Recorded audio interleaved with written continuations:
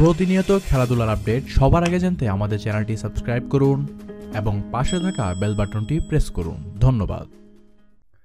বল ট্যাম্পারিংয়ের সাথে জড়িত থাকার কারণে 1 বছর আন্তর্জাতিক ক্রিকেটে নিষিদ্ধ রয়েছেন অস্ট্রেলিয়ার সাবেক অধিনায়ক ডেভিড ওয়ার্নার।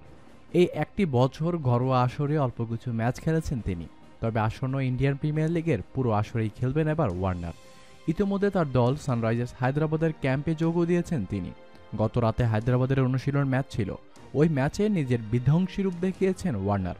ওপেনার হিসেবে খেলতে নেমে 43 বলে 65 রান করেছেন ওয়ার্নার। এবার আইপিএলটি ওয়ার্নারের জন্য অনেক বেশি গুরুত্বপূর্ণ, কারণ এই আইপিএল দিয়েই আসন্ন বিশ্বকাপের জন্য নিজেকে ঝালিয়ে নেবেন ডেভিড ওয়ার্নার। এজন্য অনেক বেশি সিরিয়াস ওয়ার্নার। অনুশীলন ম্যাচ শেষে তিনি বলেন, সামনে বিশ্বকাপের মঞ্চে ওঠার আগে নিজেকে ঝালিয়ে নেওয়াই এটি সবচেয়ে ভালো মঞ্চ। নিজের ও দলের জন্য নিজেকে উজাড় করে দিব আমি। 2016 ওয়ার্নারের নেতৃত্বে আইপিএলে শিরোপা জিতেছিল হায়দ্রাবাদ। ফাইনালে 8টি 4 ও 3টি ছক্কায় 38 বলে 69 রান করেছেন ডেভিড ওয়ার্নার। নিষেধাজ্ঞার কারণে গেল আসরে খেলতে পারেনি সাবেক অধিনায়ক স্টিভেন স্মিথ ও ওয়ার্নার। চলতি মাসের 28 তারিখে নিষেধাজ্ঞা শেষ হবে তাদের। রাজস্থান রয়্যালসের হয়ে খেলবেন স্মিথ। আইপিএল দিয়ে বিশ্বকাপের জন্য নিজেকে তৈরি করতে মুখিয়ে আছেন ডেভিড স্মিথ। দেখা যাক তারা দুজনে নিজেদের কতটা কার্যকরী করে তুলতে পারেন। ধন্যবাদ জানাচ্ছি আপনাকে এতক্ষণ সাথে থেকে খবরটি জানার জন্য।